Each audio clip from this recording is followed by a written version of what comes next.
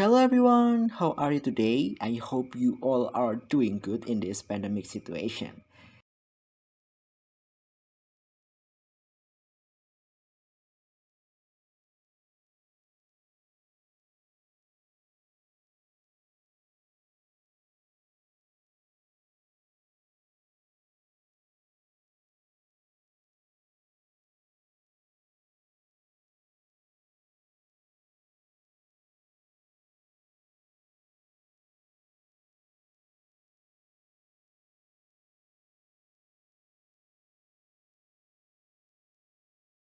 Before we get to the discussion, let me introduce the group members. There are Kansa Maginda with student number 15, Putro Nugroho Widianto with student number 17, Aurelia Binar Fidelita with student number 20, and then Selin Nugrahani with student number 27. The first topic that we will discuss is about the characters in A Streetcar Named Desire, and this topic will be talked by Celine.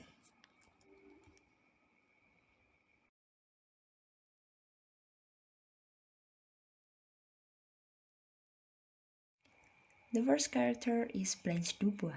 She was lived in Berwick, but then her family fortune and estate are gone. She also lost her young husband to suicide years earlier. She is an social pariah due to her indiscreet sexual behavior. Blanche is an insecure and dislocated individual. She is an aging Southern belle who lives in a state of perpetual panic about her fading beauty. Her manner is dainty and frail, and she sports a wardrobe of showy but cheap evening clothes. She often says unimaginative things and avoids her reality of everything. And yes, we can see how she firmly believes only men who can find her happiness, and she can fall for every man that she just met. For the evidences of Blanche Dubois, here I have three. First is when Blanche always wants attention in scene 3. She said, "How do I look?" And Stella answered, "Lovely, Blanche."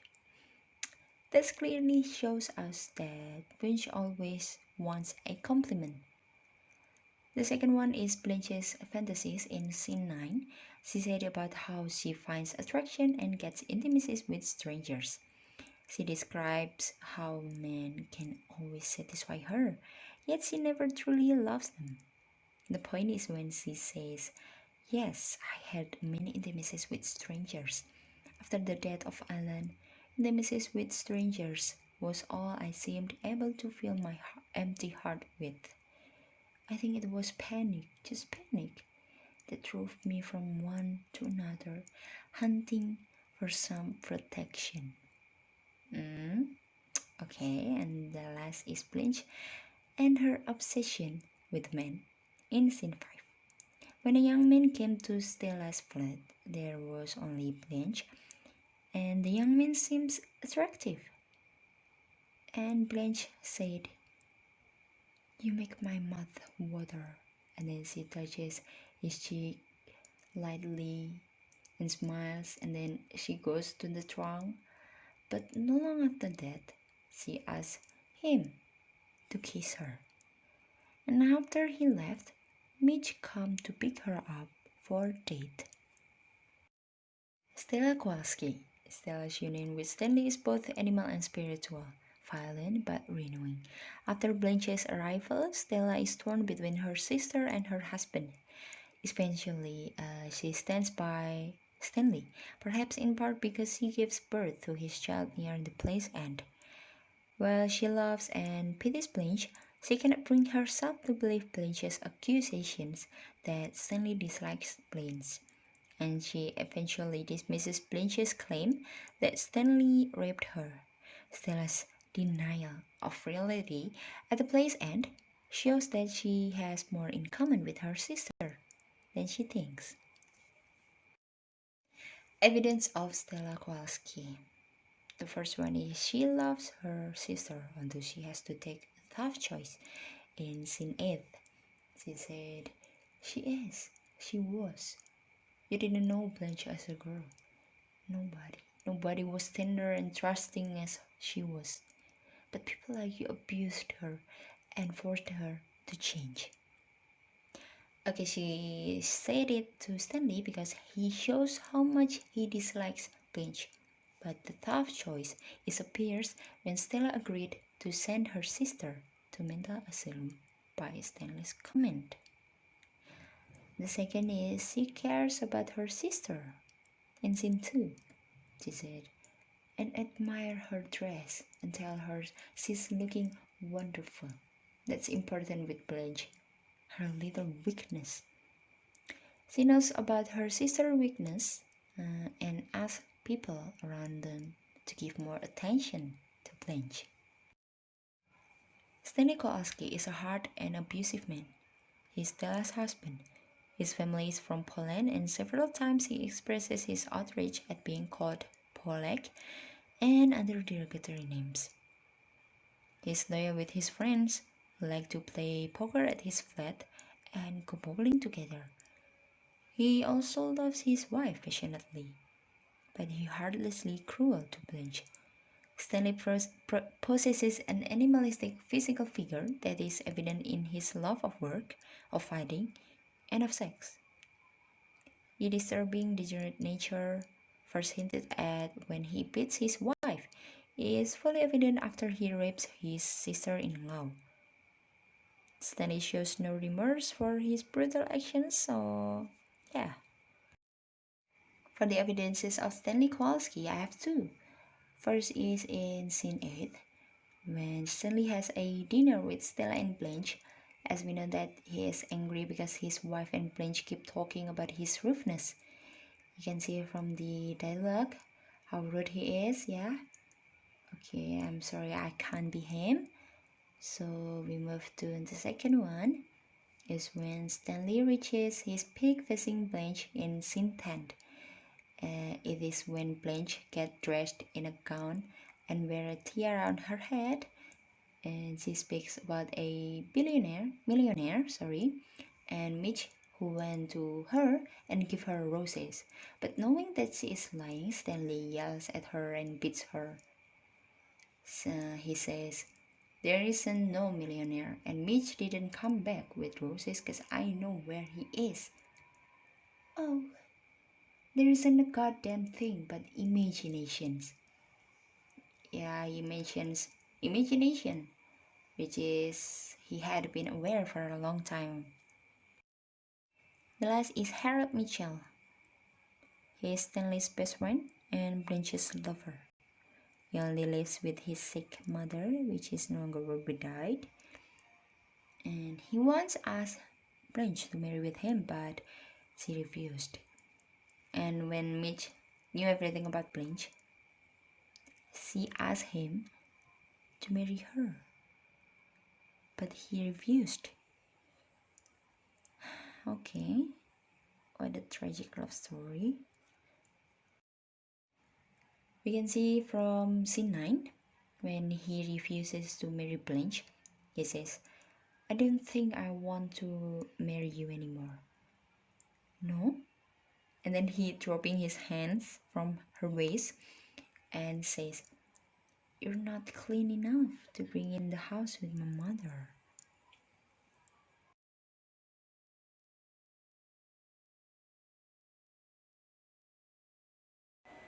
The next topic is about the setting of the drama.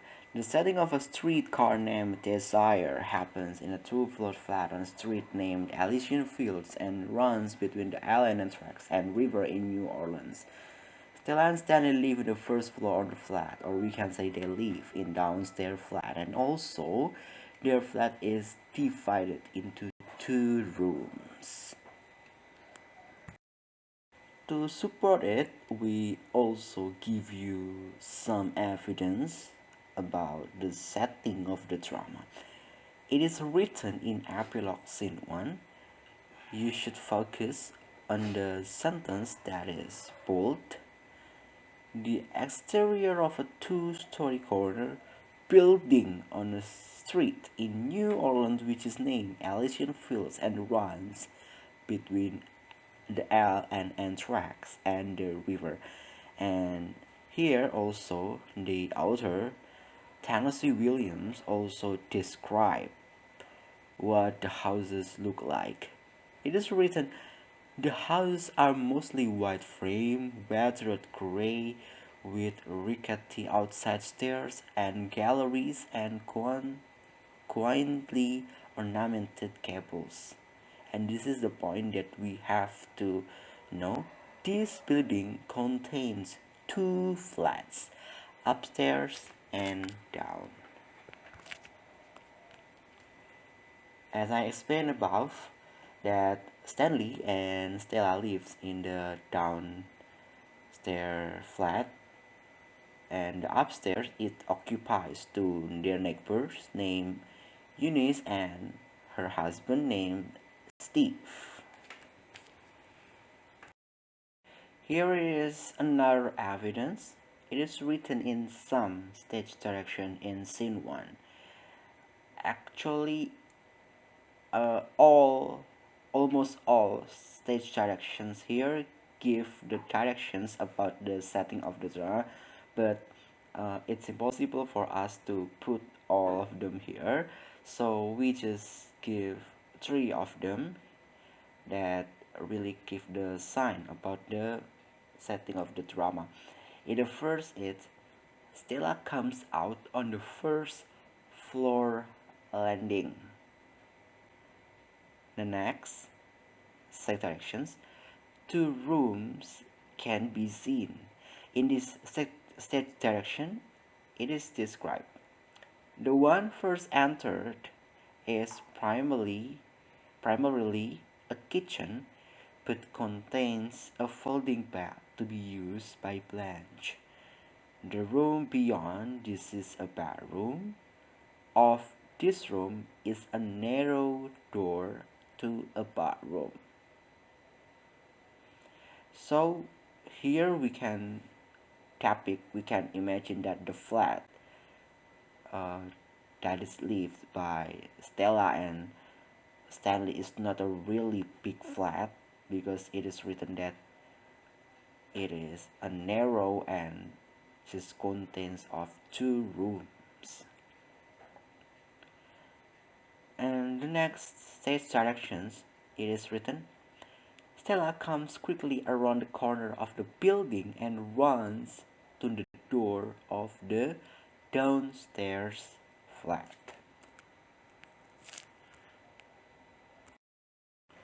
Besides the given epilogue and the stage directions, there is an evidence. This is about a dialogue between Stella and Blanche in scene 1. Stella said, with only two rooms, it's, and Blanche respond, what? Two rooms did you say? Stella, yeah, this one, and she is maybe feeling embarrassed to explain to her sister that um, the flat that she lives in New Orleans is it's not that big, because yeah, in plantation in Belle Reef there is a great plantation, so yeah, maybe Blanche feels a little bit shocked when she sees the flat of Stella. And this is Blanche want to figure out about the other one. The other one? She laughs sharply. There is an embarrassed silence. She Blanche wants to know what is the other one of the room, because it's only two rooms, and she wants to know uh, what is the room one, what is the room two.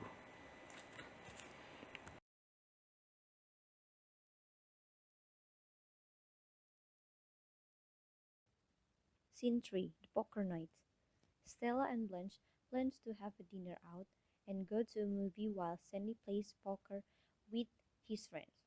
But before they leave, Stanley wants to know how Valerie was lost. Blanche tries to explain and give him all the papers. Later that night, when Blanche and Stella return from the movie, the men are still playing poker. Blanche meets Mitch, one of Stanley's friends. While Mitch is in the second room talking to Blanche, Stanley becomes angry over a series of incidents, especially when Blanche turns on the radio. He throws the radio out the window, hits Stella when he tries to stop him, and has to be held by the other men to be kept from doing more damage. Blanche takes Stella and runs upstairs. When Stanley recovers, he calls for Stella to calm down, and Stella does. Scene 4. Blanche asks Stella to leave Stanley. The next morning, Blanche goes to Stella and tries to make her see that Stanley is a temperament man.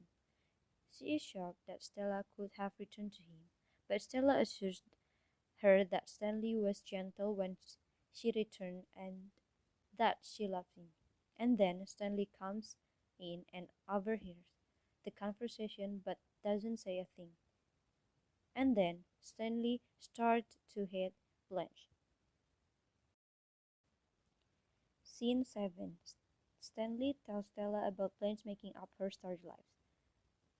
Stella is decorating her apartment on afternoon in the mid-September. And then Stanley comes in and Stella explains to him that it is Blanche's birthday. Blanche is in the bathroom taking a hot bath to calm her nerves. Stanley makes fun of Blanche's habit of taking baths, but Stella admonishes him. She points out that she and Blanche grew up differently than he did, but he says he won't stand for that excuse any longer. Stanley learned that shady details of Blanche's past from Shaw. Stanley recounts how Blanche earned a notorious reputation after taking up residence at the shady Flamingo Hotel. She came to be regarded as a crazy person by townspeople, and her home was declared off limits to a soldier at a nearby base. She was not given a leave of absence by her schools. She was kicked out after a father reported his discovery that Blanche was having a relationship with a 17-year-old boy. Stanley surmises that Blanche, having lost her reputation, her place of residence, and her job, she had no choice and go to New Orleans. He is certain that she has no intention of returning to Laurel. Scene 8. Stanley gives Blanche a ticket to get back to Laurel. After, after that, Stanley tells Blanche and Stella that Mitch won't be coming over. Stanley offers Blanche a birthday present. She is surprised and delighted until she opens it and sees that it's a ticket back to Laurel on a Greyhound bus. Will leave on Tuesday. As Stanley is about to leave, Stella has her first labor pains and has to be taken to the hospital. And the next one is from scene 9, which is Mitch told Blanche that he didn't believe her anymore and chose to believe Stanley's story. The conflict began when drunken Mitch came to see Blanche after Stanley told him about her lies. He then cancelled his plan to marry her because he stopped in her. Soon, Blanche explained the true story of her life to Mitch, but he refused to believe her again. And for the evidence, we can see from the dialogue between Mitch and Blanche. I don't think I want to marry you anymore. No. You're not clean enough to bring in the house with my mother. And then the next one is scene 10. Stanley raped Blanche. After the small events that happened in the drama, here we come to the main conflict, or what you called as the climax. This conflict began when Stanley, who just got home from the hospital, got mad at Blanche, who's also at home at that time. Stanley started to mock her appearance about the dress that she wore at the time, and then the atmosphere is getting more tense. Stanley raped her.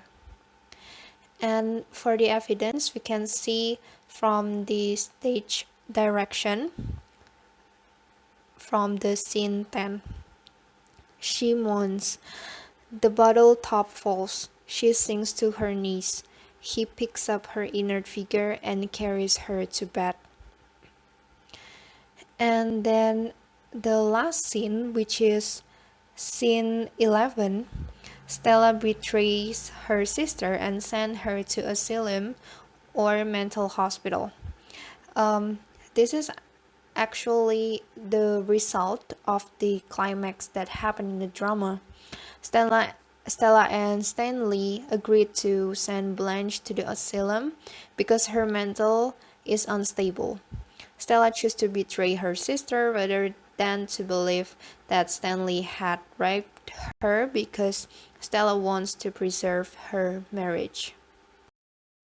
And then the last one is taken from scene 6, Alan being bullied by Blanche and shot himself. This one is important because the external conflict where she saw Alan shot himself affect her and brings up the internal conflict between Blanche and herself. We think because she has seen Alan shot himself, she got shocked, and as the result of that external conflict, it can lead us to the internal conflict inside herself.